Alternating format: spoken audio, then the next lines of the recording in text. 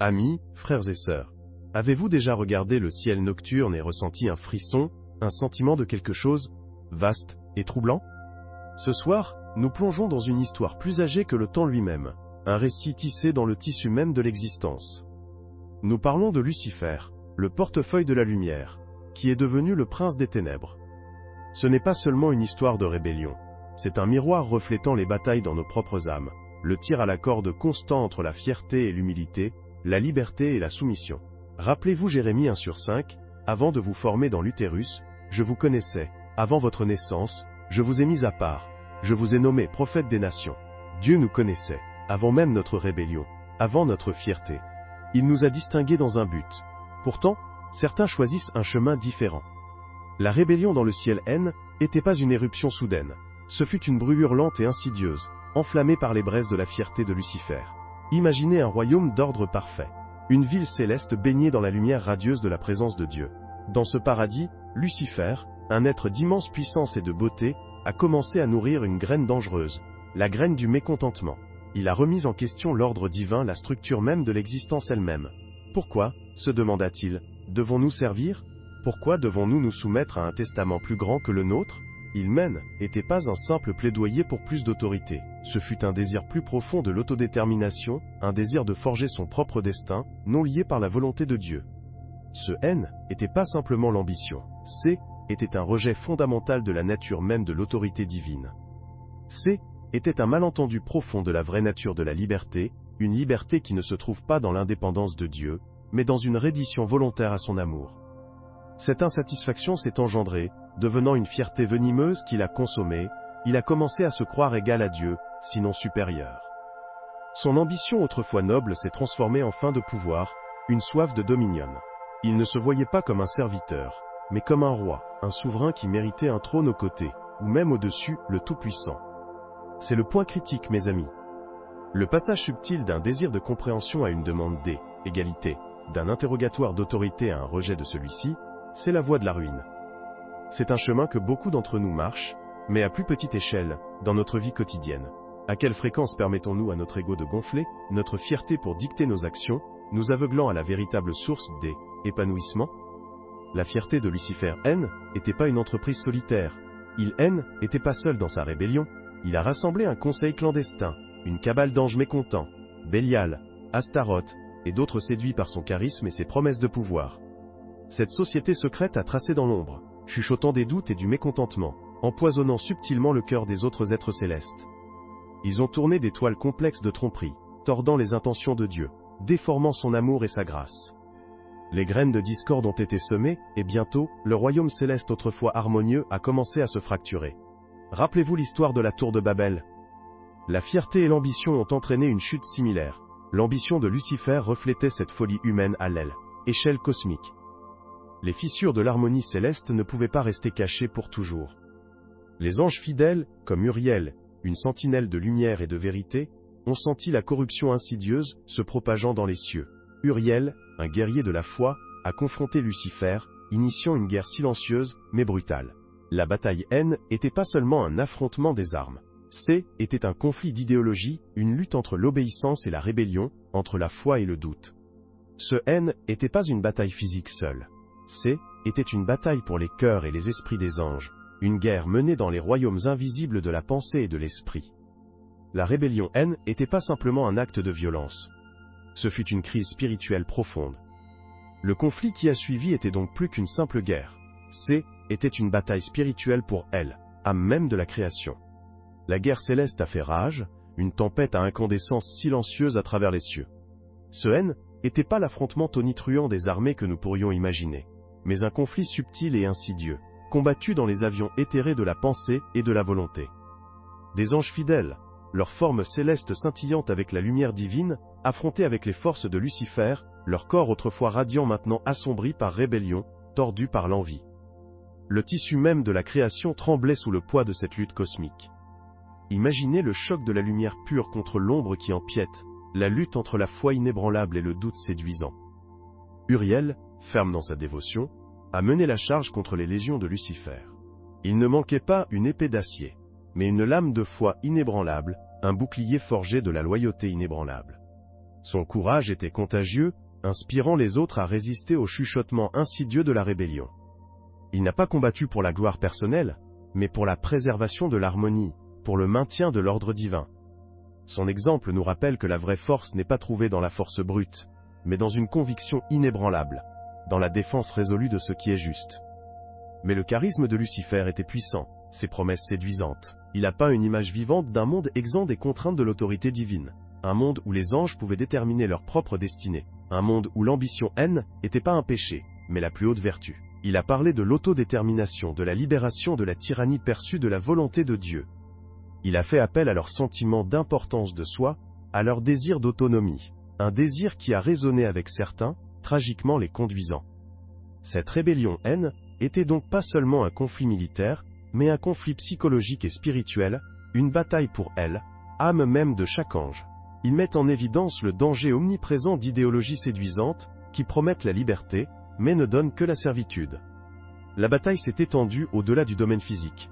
Il s'est répandu dans les avions spirituels, dans l'essence même de l'être. Les anges se sont battus non seulement avec des armes, mais avec le pouvoir de leur croyance, avec la force de leur conviction. Le champ de bataille est devenu un creuset, testant la foi et la force de chaque être céleste.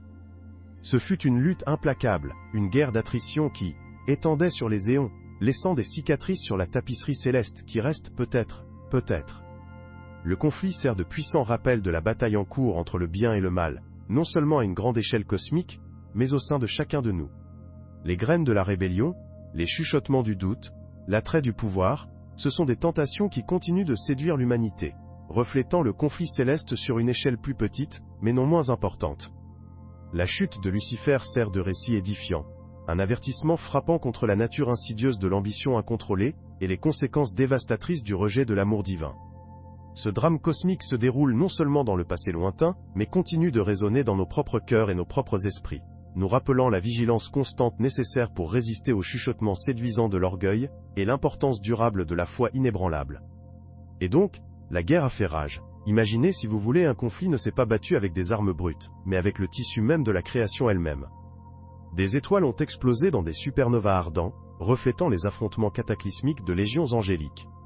Les nébulas tourbillonnaient avec l'angoisse des anges tombés, leurs formes éthérées se dissolvant en poussière cosmique. Les très cieux tremblaient sous le poids de ces conflits cosmiques. Ce haine n'était pas simplement une bataille de puissance, mais un concours de testament, une lutte pour la domination sur l'essence même de la réalité. Pensez à elle, échelle pure, un nombre inimaginable d'êtres célestes enfermés dans une lutte éternelle, leur pouvoir capable de remodeler les galaxies.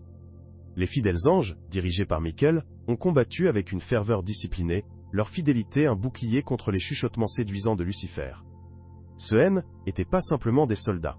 Ils étaient gardiens de la création, défenseurs de l'ordre, chacun imprégné d'un cadeau divin unique, un pouvoir perfectionné sur des éons de service. Certains exerçaient un feu céleste, d'autres commandaient les forces mêmes de la nature, manipulant la gravité, manipulant le temps lui-même. Leurs rangs étaient divers, reflétant le vaste spectre de la création divine, et pourtant, ils se sont unis dans leur but, leur dévotion partagée à Dieu, une force puissante et inébranlable.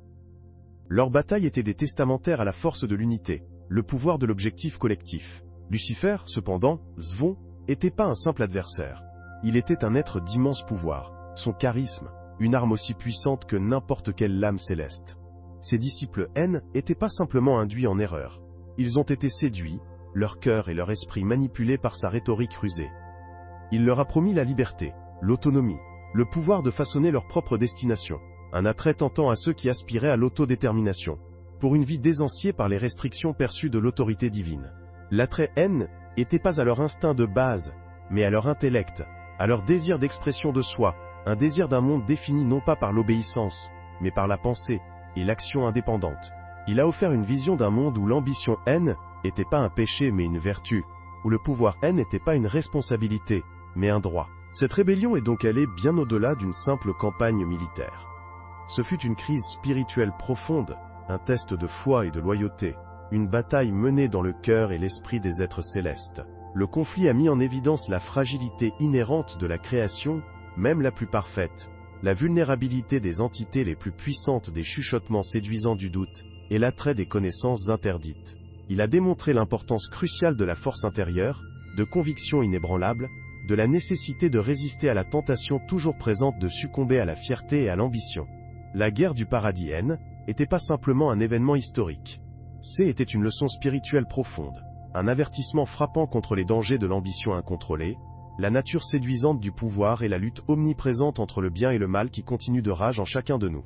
Les échos de ce conflit céleste continuent de se répercuter à travers le cosmos, façonnant le tissu même de la réalité elle-même, un témoignage du pouvoir durable de la foi, de la loyauté et de la poursuite inébranlable de ce qui est juste.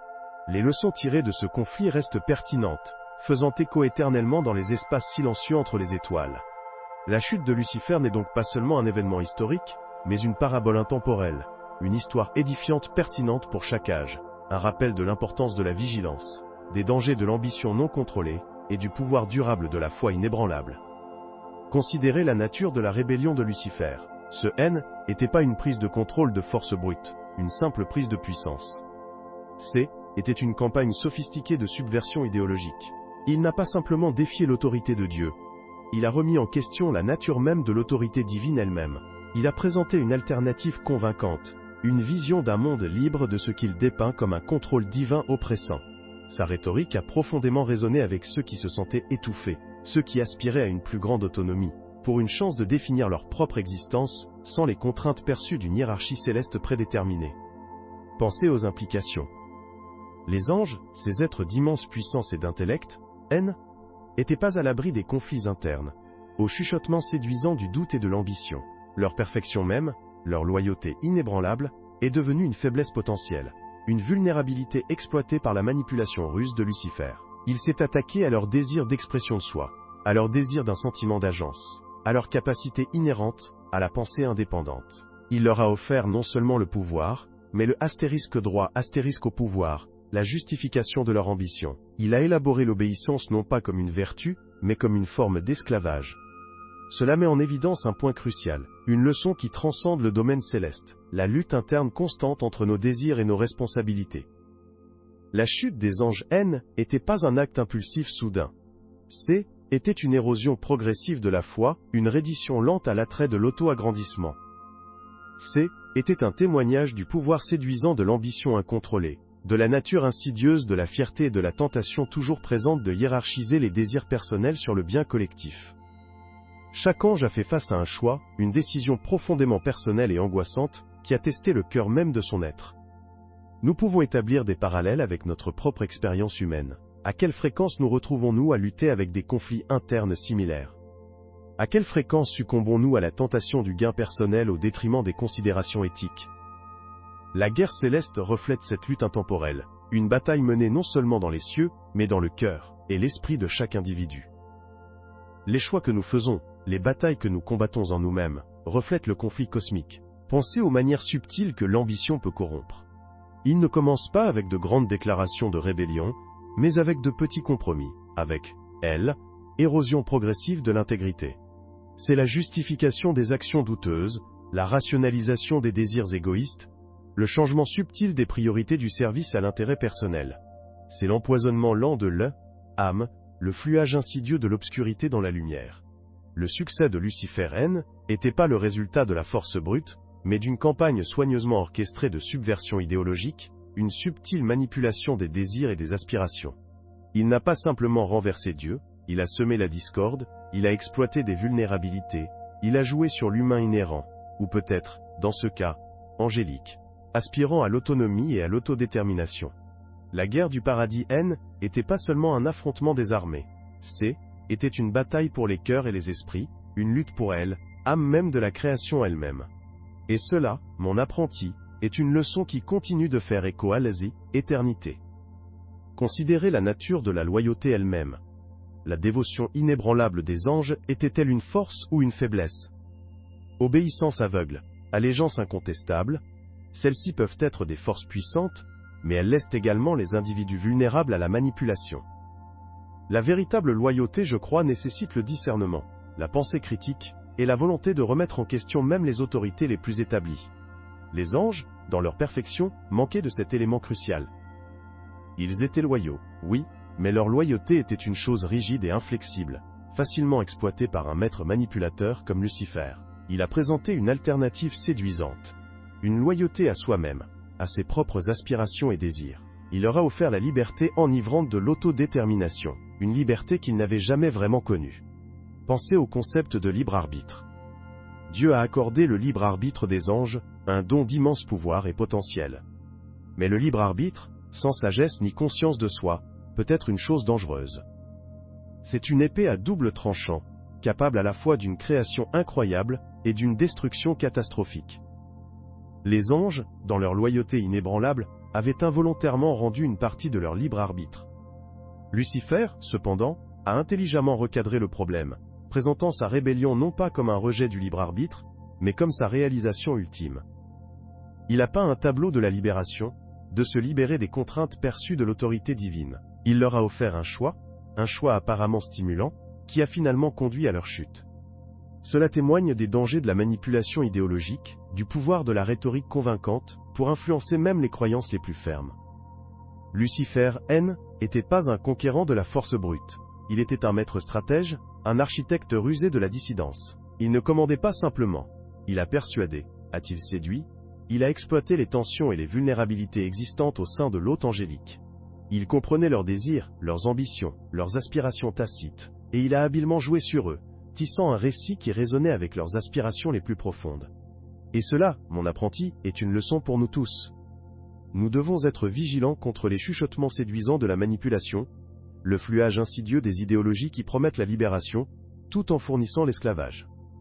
Nous devons cultiver la pensée critique, remettre en question l'autorité, et développer la sagesse pour discerner la vérité du mensonge. Nous devons apprendre à reconnaître les façons subtiles dont nos propres désirs peuvent être exploités, nos propres vulnérabilités en manipulées. La guerre du paradis n'était pas seulement une bataille entre le bien et le mal. Ce fut une bataille pour l'essence même du libre arbitre, une lutte pour définir la nature de la loyauté, de l'obéissance et de l'autodétermination.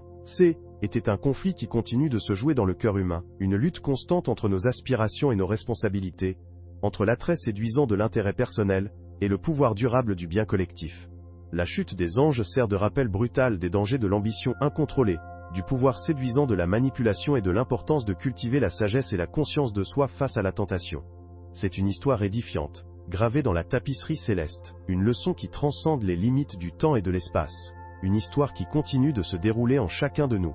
La bataille n'est pas terminée, il fait rage, à l'intérieur et à l'extérieur. Considérez la nature de la loyauté, mon apprenti. Est-ce l'obéissance aveugle, une adhésion incontestable à l'autorité, ou est-ce quelque chose de plus nuancé?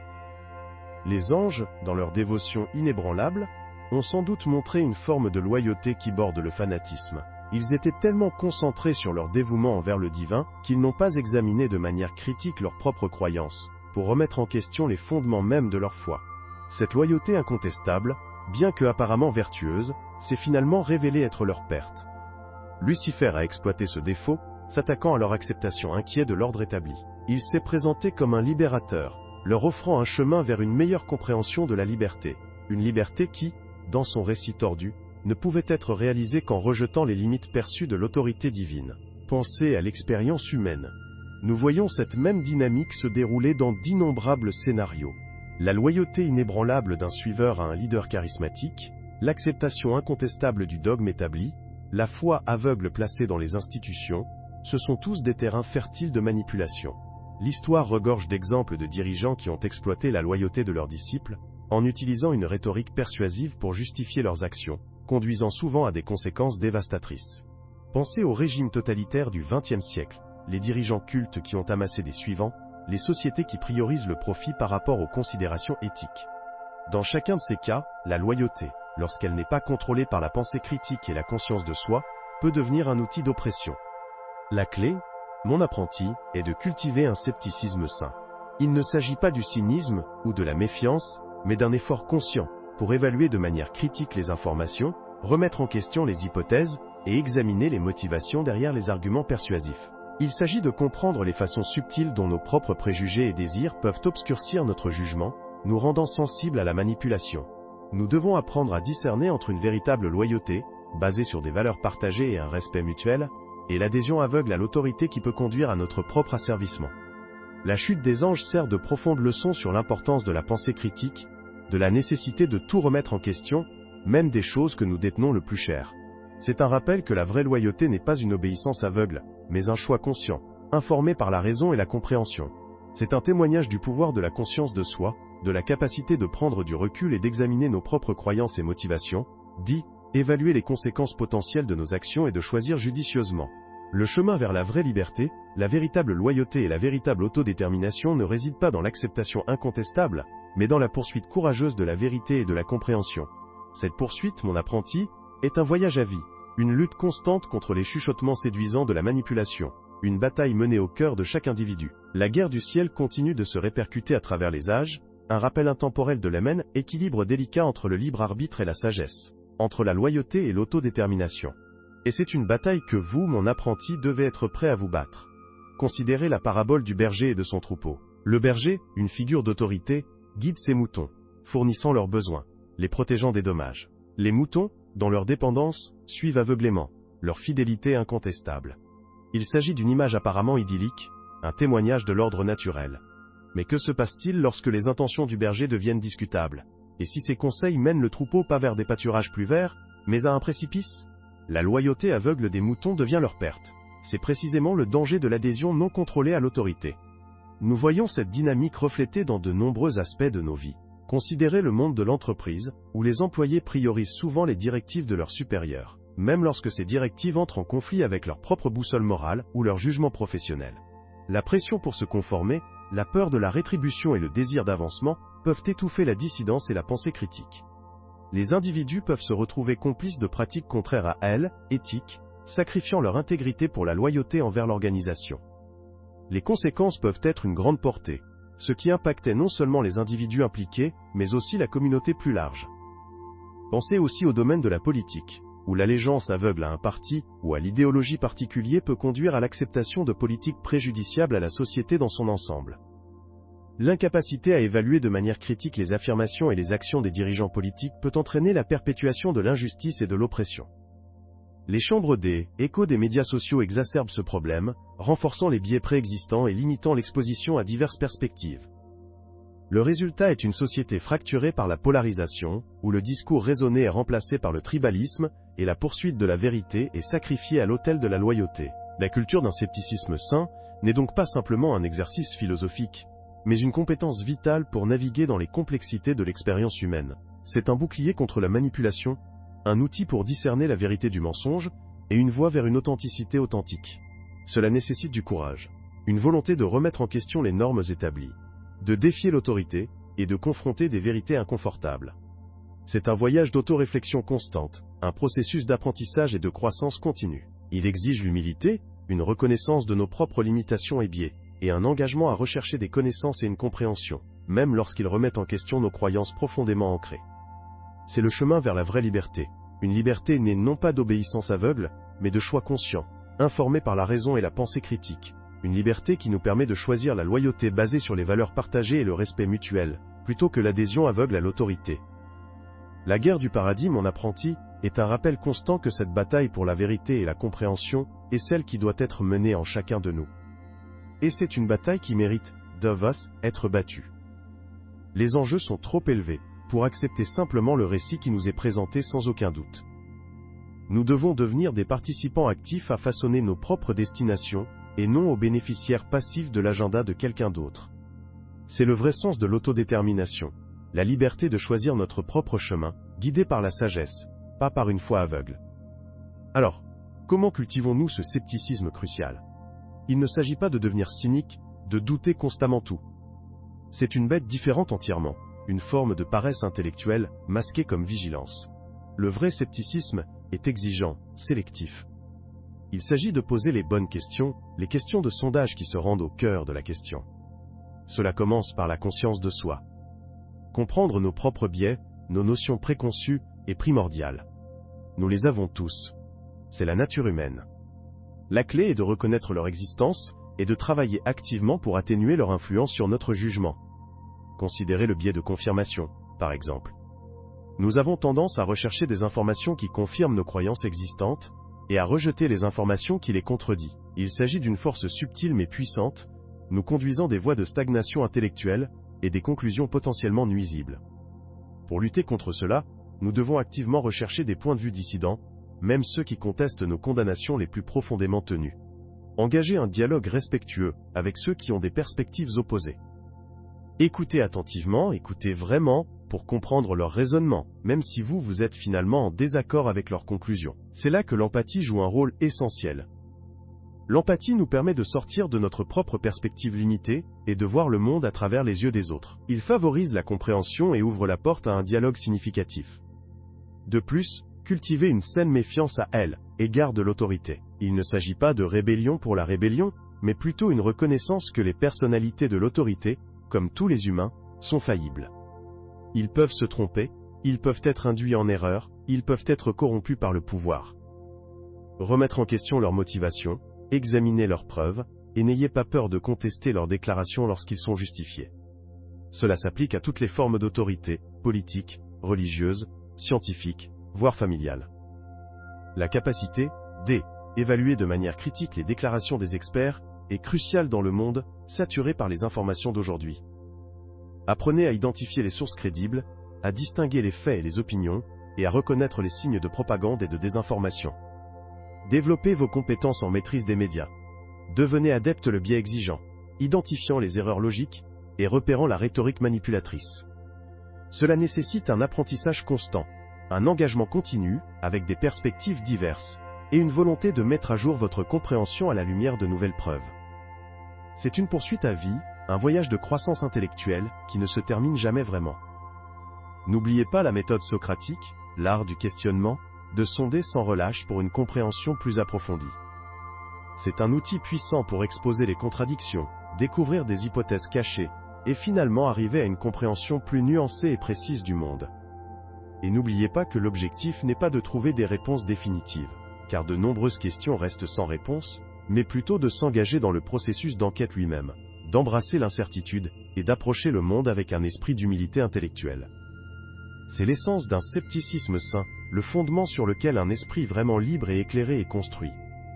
Et cela, mon apprenti, est une fondation qui mérite d'être construite. Le chemin de la sagesse, vous voyez, est pavé de questions, pas de réponses. Maintenant, approfondissons l'application pratique de ces principes. Considérez l'influence omniprésente du biais de confirmation. Nous avons tous tendance à graviter vers des informations qui confirment nos croyances existantes, tout en rejetant inconsciemment ou en minimisant des informations qui les contredisent. Il s'agit d'une tendance humaine naturelle, un raccourci cognitif qui simplifie le monde, mais il peut également être un obstacle important à une réflexion claire. Pour surmonter les biais de confirmation, nous devons rechercher activement des informations qui remettent en question nos notions préconçues. Cela nécessite un effort conscient, une tentative délibérée de sortir de nos zones de confort et de confronter nos propres préjugés. Une technique efficace consiste à rechercher activement des sources qui présentent des points de vue opposés. Ne vous contentez pas de lire des articles qui sont d'accord avec vous. Recherchez activement ceux qui remettent en question votre point de vue. Engagez-vous avec eux, en essayant de comprendre le raisonnement derrière les arguments opposés. Il ne s'agit pas de changer d'avis pour le bien, mais d'enrichir votre compréhension et de renforcer votre propre position grâce à une compréhension plus approfondie des contre-arguments. Un autre aspect crucial est l'importance du raisonnement fondé sur des preuves. Dans le monde d'aujourd'hui, nous sommes bombardés d'informations, une grande partie peu fiables ou carrément faux. Apprendre à distinguer les sources crédibles et peu fiables est primordial. Cela implique de comprendre la différence entre la corrélation et la causalité, la reconnaissance des erreurs logiques comme les appels à l'autorité ou aux attaques ad hominem, et en mesure d'identifier les biais dans la présentation de l'information. Développer un scepticisme sain envers les titres sensationnalisés et les preuves anecdotiques. Priorisez les études évaluées par les pairs et les sources réputées. Apprenez à évaluer de manière critique la méthodologie utilisée dans la recherche, la taille de l'échantillon et le potentiel de biais. C'est une compétence qui prend du temps et des efforts pour se développer, mais c'est un outil inestimable pour naviguer dans le paysage d'informations complexes du monde moderne. N'oubliez pas que même les résultats scientifiques sont soumis à une révision et à un raffinement à mesure que de nouvelles preuves apparaissent. La méthode scientifique elle-même est un processus de questionnement et de raffinement continu, un témoignage de l'importance de l'humilité intellectuelle. Ne s'accrochant jamais rigidement à aucune croyance, même scientifique, sans examiner de manière critique les preuves à l'appui. Maintenez un état d'esprit flexible et adaptable, toujours prêt à ajuster votre compréhension à la lumière de nouvelles informations. C'est mon apprenti est la marque d'un véritable érudit. Approfondissons l'application pratique de ces principes. Considérez, par exemple, le débat en cours entourant le changement climatique. Beaucoup de gens ont des opinions fortes, souvent profondément enracinées dans leur vision du monde existante. Ceux qui acceptent le consensus scientifique sur le changement climatique anthropique citent souvent des études évaluées par les pairs, des modèles climatiques détaillés, et des tendances observables, comme l'augmentation du niveau de la mer et la fusion des glaciers. Cependant, ceux qui sont sceptiques pourraient indiquer des incohérences dans les modèles climatiques, la variabilité climatique naturelle, ou même remettre en question la crédibilité des scientifiques impliqués. Le défi ne réside pas dans le rejet d'une partie de chaque côté, mais de s'engager avec les deux perspectives de manière critique. Examinez les preuves présentées par les deux côtés. Quelles méthodologies ont été utilisées? Quelles sont les limites des données? Y a-t-il des biais sous-jacents influençant l'interprétation des résultats?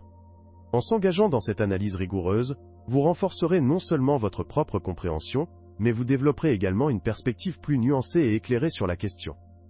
Vous apprendrez à apprécier la complexité du problème, les incertitudes impliquées et les limites de nos connaissances actuelles. Un autre domaine où la pensée critique est cruciale consiste à évaluer le discours politique. Dans le climat politique hautement polarisé d'aujourd'hui, il est facile de tomber la proie de faire écho à des chambres et des biais de confirmation. Nous avons tendance à nous entourer d'individus partageant les mêmes idées, à renforcer nos croyances existantes et à limiter notre exposition à des points de vue alternatifs. Pour contrer cela, recherchez activement diverses sources d'informations, y compris celles qui remettent en question vos propres tendances politiques. Lisez des éléments d'opinion sous différentes perspectives, écoutez des podcasts mettant en vedette des voix diverses, et engagez un dialogue respectueux avec des personnes qui ont des points de vue opposés. Ne craignez pas les conversations inconfortables. Au lieu de cela, adoptez-les comme des opportunités d'apprentissage et de croissance. N'oubliez pas que l'objectif n'est pas nécessairement de changer l'esprit de quelqu'un, mais de comprendre sa perspective et d'affiner votre propre compréhension grâce à un engagement réfléchi. Une compétence cruciale ici est la capacité d'identifier les erreurs logiques dans la rhétorique politique. Apprenez à reconnaître les appels à haine, émotion, aux arguments de l'homme de paille et aux attaques ad hominem. Ce sont des tactiques courantes utilisées pour manipuler l'opinion publique, et les comprendre est crucial pour naviguer dans le monde complexe du discours politique. En développant vos compétences de pensée critique, vous serez mieux équipé pour évaluer les informations que vous rencontrez, pour identifier les biais et la désinformation, et pour former vos propres opinions éclairées. Ceci, à son tour, vous permettra de participer de manière plus significative au processus démocratique, et de contribuer à une citoyenneté plus informée et plus engagée. N'oubliez pas que la poursuite des connaissances est un parcours permanent, et le développement des compétences de pensée critique est une partie cruciale de ce voyage. C'est un processus d'apprentissage continu, de questionnement et de raffinement. Embrassez le défi mon apprenti, et vous récolterez les récompenses. Alors, quels sont vos astérisques pensées sur les stratégies les plus efficaces pour perfectionner les compétences de pensée critique? Faites-moi savoir dans les commentaires ci-dessous. Et n'oubliez pas de vous abonner, frappez cette cloche de notification afin de ne pas manquer notre prochaine vidéo en explorant la puissance du raisonnement logique, et rejoignez-moi la prochaine fois alors que nous approfondissons ce sujet fascinant. D'ici là, continuez à interroger, continuez à apprendre, et continuez à grandir. Ciao pour le moment mes amis, c'est Marco, signé